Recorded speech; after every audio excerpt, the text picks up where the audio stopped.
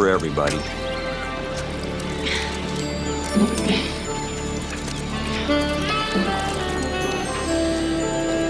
You know, seaweed's generally not considered to be the best lure for fishing.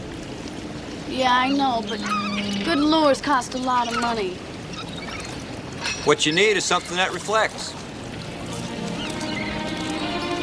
Like a gum wrapper. Mine?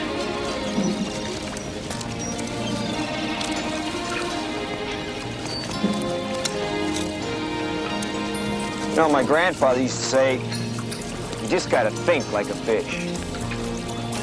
Yeah, but does it work? Well, ultimately, it's up to the fish, I think. Not many girls your age are into sport fishing. Yeah, well, I don't fish for sport. I fish for food. There.